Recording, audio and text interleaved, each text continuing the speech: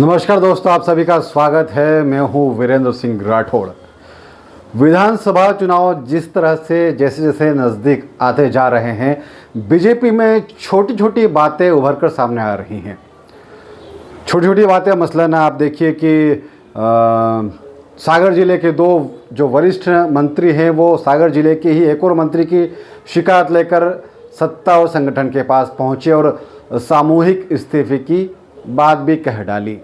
छोटी बात है, बीजेपी विश्व की सबसे बड़ी पार्टी है और ऐसी बड़ी पार्टी में छोटी छोटी बातें, इस तरह की छोटी छोटी बातें होती रहती हैं।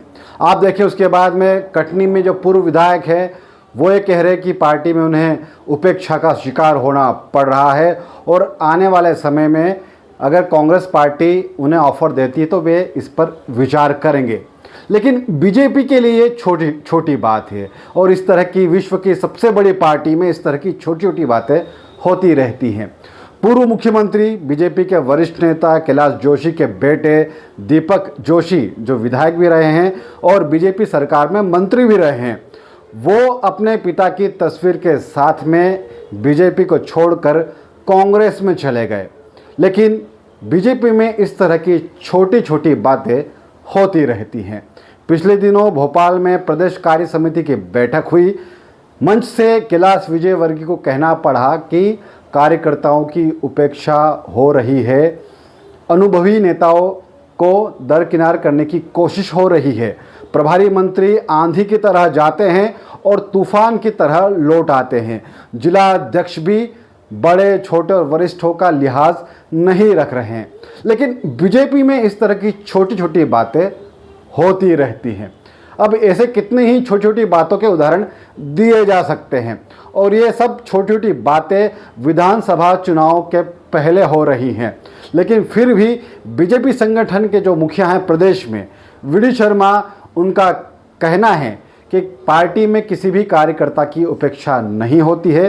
पार्टी बीजेपी सबसे बड़ी पार्टी है विश्व की, तो कहीं ना कहीं थोड़ा बहुत मनमुटाव मतभेद है और इस तरह की छोटी छोटी बातें बड़ी पार्टियों में होती रहती हैं। वी.डी. शर्मा का आप ये बयान सुन लीजिए।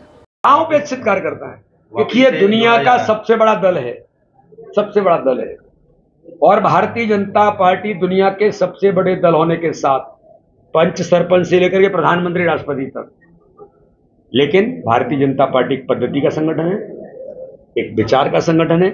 इसलिए मनुष्य है तो कभी थोड़ी बहुत बातें होती, मैं ये नहीं कहता हूं हम बड़े आइडियल हैं, छोटी छोटी बातें होती रहती हैं, लेकिन हमारी पद्धति है, हमारे यहाँ व्यवस्था है। हम सब मिलकर के टीम स्पिरिट से काम करेंगे, चाहे वरिष्ठ हो, चाहे नए नौजवान हो, चाहे काम करने वाली जो टीम है, सब मिलकर के भारतीय जनता पार्टी सभी वरिष्ठों के स्नेह और आशीर्वाद से ही आगे बढ़ी है और फिर बढ़े।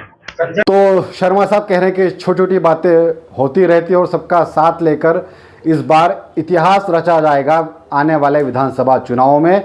इस बार 200 पार का टारगेट है और सभी मिलकर इस टारगेट को पा लेंगे।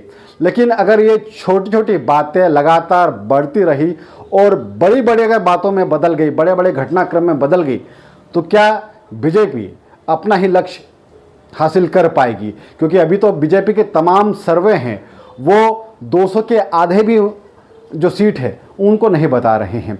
तो क्या इन छोटी छोटी बातों का बड़ा नुकसान बीजेपी संगठन और सत्ता को होगा अगर वक्त रहते साधा नहीं गया? हालांकि बीजेपी बाहर भले ही ये कह रही है कि छोटी छोटी बातें हैं, लेकिन अंदर अंदर उसके नेता भी समझ रहे हैं कि वाकई में छोटी मोटी बातें नहीं, बड़ी बड़ी बातें हैं।